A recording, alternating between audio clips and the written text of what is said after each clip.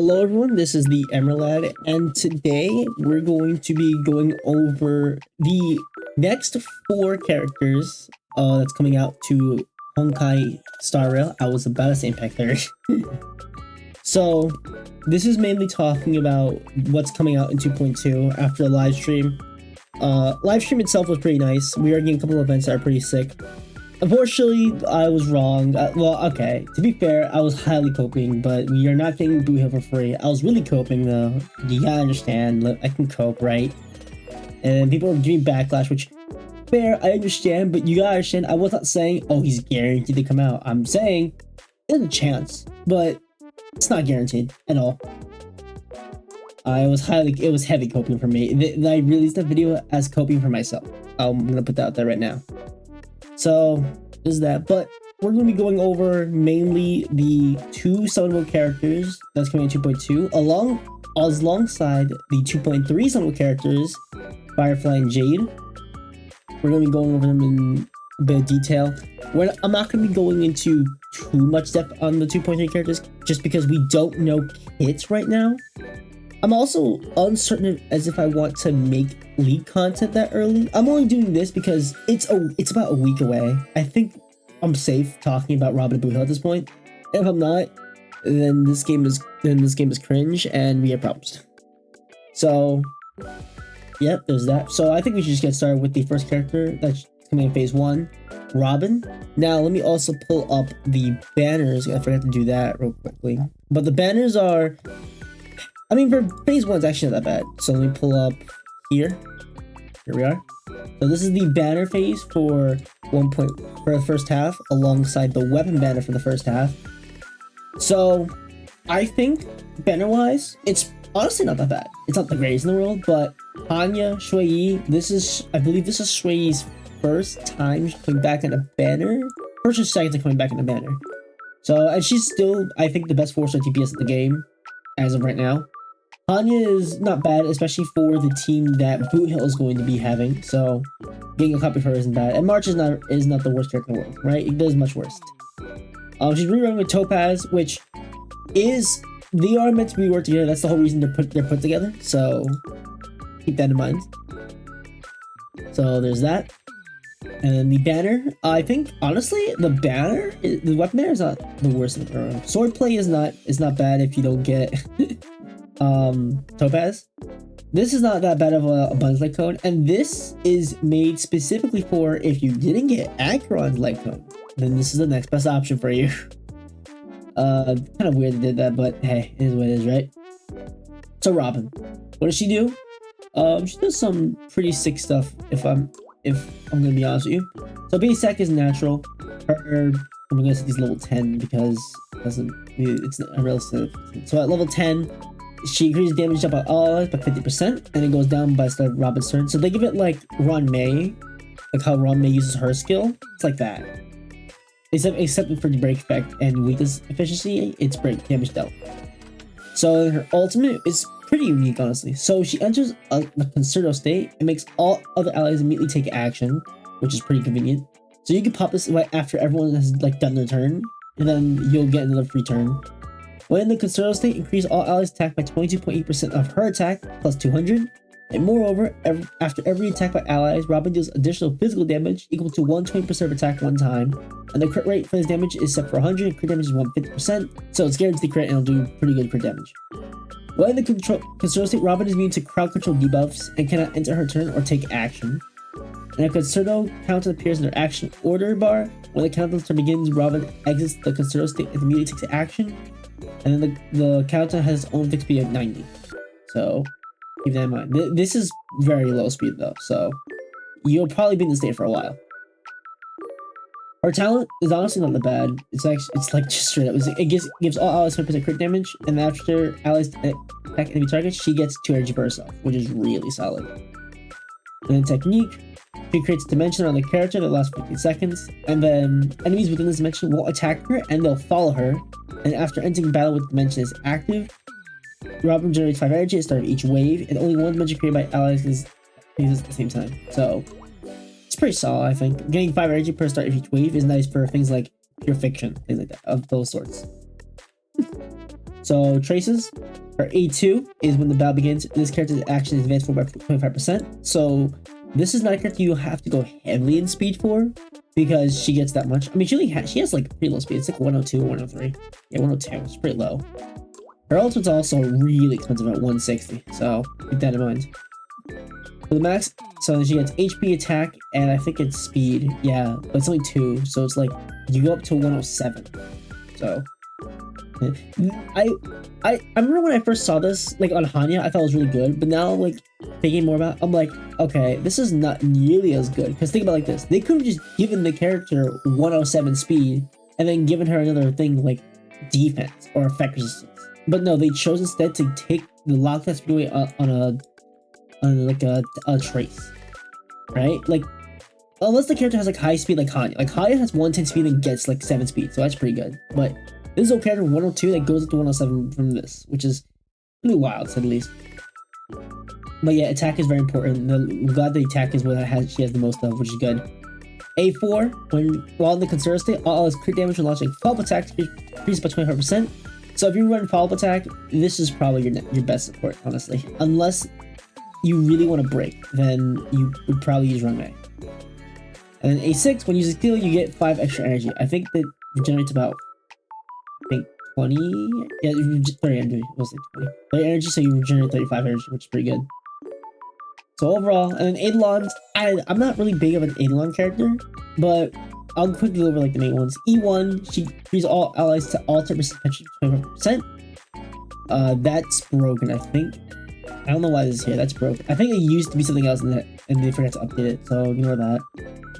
And then E2, additionally increase the talent's crit damage boost by 60% and energy generation effect by 1 energy, which is interesting to say the least. When Robin uses her ultimate, dispels crowd debuff from all allies, increase the effectiveness of all allies by 50% while she's in the conserve state. So basically, you won't get screwed over. This is so like let's say your character was frozen, now it'll get rid of it. I kind of wish she did it naturally instead of at E4, but it's better than nothing, I guess. And at E6, I believe the extra damage does like a lot of damage. So yeah, she becomes more of a DPS character. And then I should also put up Leica. This is my first time doing these kind of videos, so I'm over this. I'll do the same thing with Boothill while I'm here. Let's pull this up. There we go. So her light cone here, the stats are here, like this. Decent stats, I think. Pretty good, really good attack, which is necessary for the character. And then at E1, it gives her more energy generation rate. 50% ERR at max stats is really good. And then she gets 48% attack when it's removed when she uses her ultimate after you get rid of all stacks. And then you increase the damage dealt, which is really good. This light cone's really good. Not many other options, I think, but you can get around. It's like this is what your next probably best one, like for Tomorrow's Journey. You increase your attack and then you increase damage dealt, which does matter. Because for one turn, right? Remember, Robin never takes her turn again until she comes back around. So this is honestly like the next best thing. And this is a free light cone, so keep that in mind. And then so there's Robin right there. I think we'll talk about Boothill first before we go into like who you should summon for out of 2. Personally speaking anyway. So Boothill is physical. I should have mentioned Robin's physical harmony, which is very interesting. We're getting a double physical patch, right? It's pretty interesting, I think. So here's Boothill. Here are his stats: 107 speed, 115 energy for his ultimate, which is really good because this ultimate's pretty freaking good. It applies the physical weakness, which is strong as all hell. So skill. He targets an enemy and then enters standoff. Boothill's base attack becomes enhanced, and he can't use the skill after 2 turns. And then it counts out start by 1 to start of each of his turn. And then the enemy target in standoff becomes taunted, and then when enemy target or Boothill receives an attack from the other, the damage they receive increased by 30% or 50%. So the enemy will take 30% more damage from Boothill, and Boothill will take 50% extra damage from the enemy. After this target's defeated becomes weakness broken, Boothill obtains 1 stack of pocket trick shot and dispels standoff. The skill cannot regenerate energy. This turn will not end up using the skill. Think of it like blade skill where he enhances himself and he immediately takes a certain action right after. This is like that. But I won't regenerate energy for him, keep that in mind. And then ultimate, which I really like a lot. It's like a really strong ultimate for how cheap it is. You apply physical waves to a target enemy, you deal physical damage, and then you delay their action, which is really strong. Delaying an action on ultimate is really powerful. Then the talent, which is crazy. Every stack of pocket trick shot increases the enhanced base attack's toughness reducing damage by 50%, stacking them 3 times. If the target is weakness broken when the enhanced base attack is used, for every stack of pocket trick shot deals break damage to this target equal to 70 to 120, 170 of his physical break damage, and the max toughness take into account by his attack can exceed 16 times the base toughness reducing damage dealt by the base attack skill Crush Spurs. So keep that in mind. There's a limit to how much you can increase that by. After winning the battle, Boothill can retain pocket trick shot for the next battle, which is pretty convenient, I think. So this is really powerful, I think. I should also mention that here's the base, here's the enhanced. It just does more damage. That's all it does. And it doesn't require skill points. You can only target the person that you stand off to. You did stand off to. So keep that in mind. Technique. After the technique is used, when using the skill for the first time in the next battle, add physical weakness equal to that applied by the ultimate to the target. Lasts for 2 turns, which is pretty neat. Another way of adding physical weakness. So this character is a lot better than other hunt characters like Ratio and Sela, in the regard that he will break. Like, he will make sure of it, which is really good. So A2, which is honestly really powerful, increases character's crit rate and crit damage by amount equal to his 10%, 50% his break effect respectively, and you can get 30% crit rate and crit damage from 50% max. So you need 300% break effect if you want to max this out, which is a lot. Let's not sugarcoat. That is a lot. You are probably not going to realistically hit that, but try to get as much as possible, right? Attack increased by 4%, he gets break effect, and then he gets, I believe, HP. Honestly, not bad. I personally wish this was something along the lines of, like, probably defense.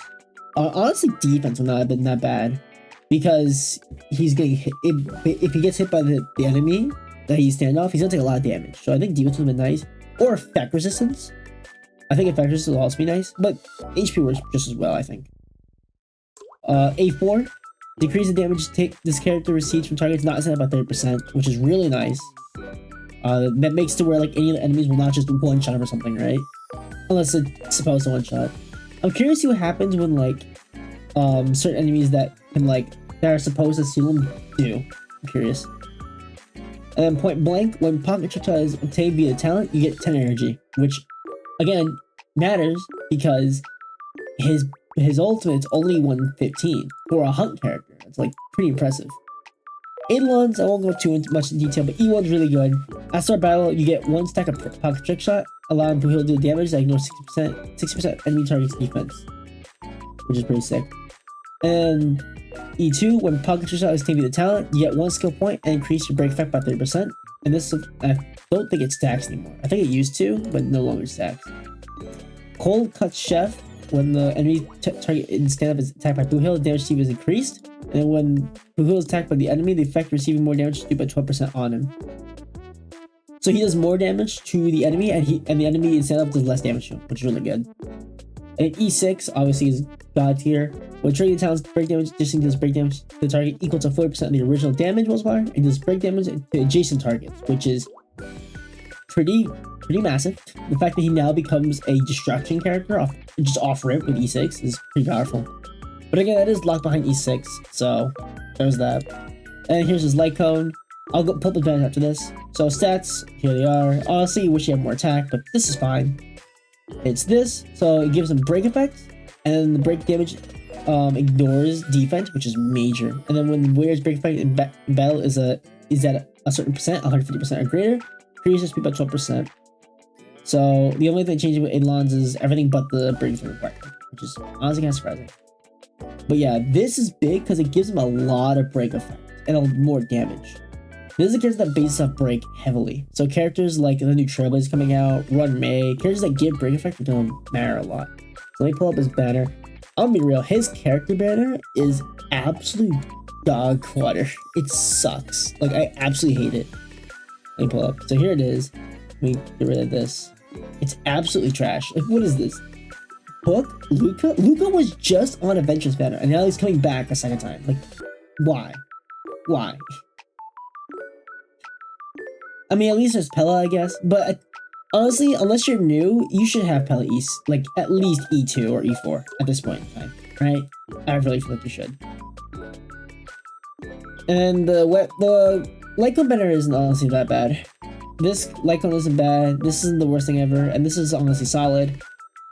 Obviously, there's this. Fusion is rerunning for the first time, so this is a big deal because supports don't get rerun often. So her coming back is pretty big, and she gets crit rate on the on her jump, like her special like matrix. So it helps Boothill a little bit with the break effect requirement. So keep that in mind. Overall, I mean, both characters are really good, I think, in their own respective rights. If I were to say which you should go for, personally speaking, I think Robin is a better pick, only because she probably isn't going to rerun for a good while, right? Because this is how it always works. DPSs rerun quicker than supports do. That's just factually true. Supports will rarely rerun. Like they don't rerun nearly as quickly as other like DPS characters do. Because I can pull up the warp track real quick. Let me pull this up here. So as you can see here, you can see, I don't really care if you see this too much. So as you can see, Sela reran twice already. I thought she reran the third time, but she's probably going too soon. I think she's gonna rerun next for after 3.2. But as you can see, she reran really quickly, right? Same with Kafka. DHIL took a little bit, but that was because he's like the strongest character in the game. So yeah. But look, so Sela, DHIL, not DHIL, sorry, Sela reran faster than Silverwolf did. But then again, she came out later. But keep that in mind. Jingyuan took a while, but I think that's mainly because I guess people thought he sucked. I don't know. I really don't know why it took forever to rerun. I thought he would rerun where Sela was here, but I digress. But you see, characters rerun pretty often. Like Blade reran a little bit faster than Kafka did, which is kind of wild. I think they came out the same version, but Blade was the first banner, so it's kind of interesting to see. And you can see like Jingliao reran, right? Little Chai reran. We haven't got a Hoko rerun though. It's been a hot minute since she came out. It's her. Fushan's now just coming out, and then Silverwolf should be coming out sometime later on, right? Supports don't. It's like Run May and Sparkle. We want to see them for a hot minute, I think. But we're getting Topaz again too, so keep that in mind too.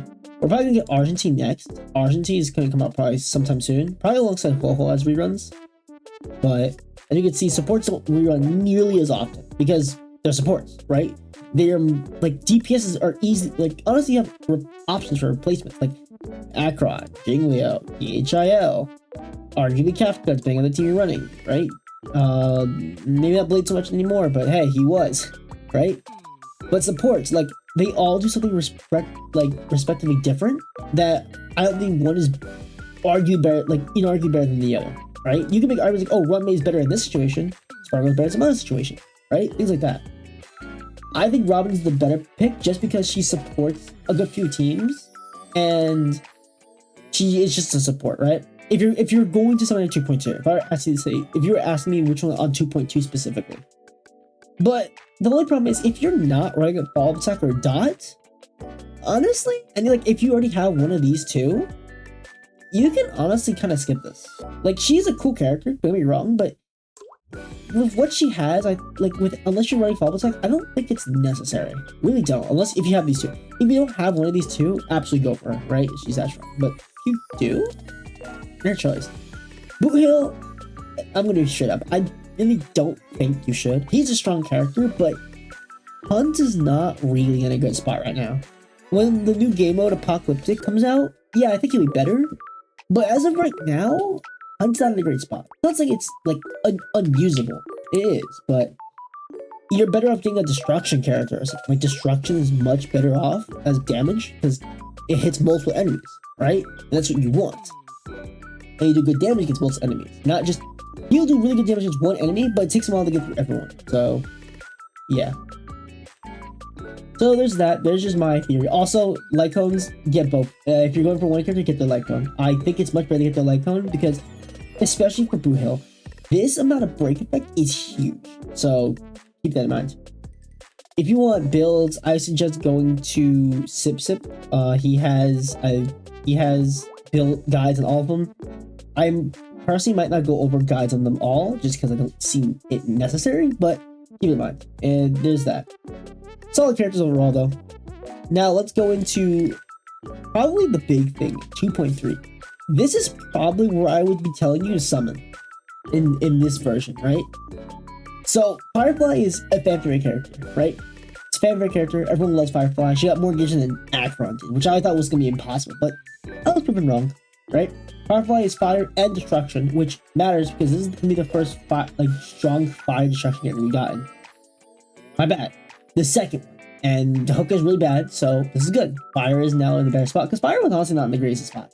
Your best character was like Topaz, and she's on the very blue team, so that's good that she's fire, right? Really good. There's that.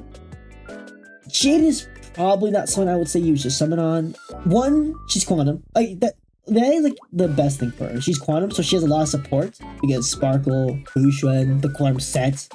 But she's erudition, and erudition is a really mediocre path, right? Because Argentine, like these characters are really good in like pure fiction, but outside pure fiction, they're okay, right? And like you can see, this is a trend of they have very low speed, like very low speed, high energy.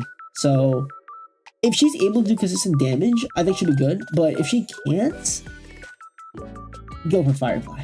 So I'll probably go over leaks when we get more of them because it's just not enough information to like really base off of what we should be going for. But as of right now, I say the best case scenario, I think Firefly is the biggest option to go for because it's Firefly, right? But obviously, I should probably preface it. I feel like this should be clear to everyone, but just to be sure, I'll put it on the table. Summon for whoever you want, right? Like if you like a character, do it. Like don't let me stop you, right? I'm summoning for Jade because I really like Jade. I really like her design. I am skipping Firefly for Jade. I am that insane. Yes.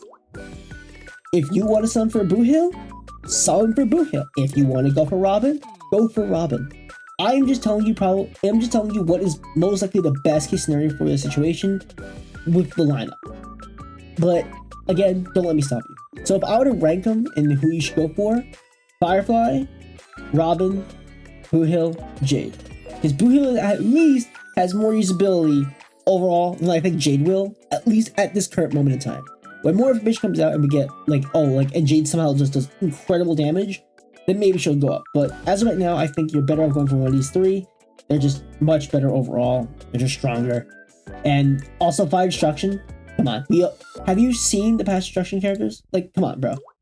Like, Misha was a pretty good character. Like, Misha was honestly pretty solid. Shui Yi was the strongest 4-star DPS in the game. Dahong IL is still regarded as, like, one of, if not the best DPS in the game. Jing Liu is a really close third. Blade was really good when it came out, right? Clara is used still to this day. Like, you have strong characters here, right? So I don't expect anything different from Firefly. I really don't. So that's it for this video. This is just me just saying who you should go for.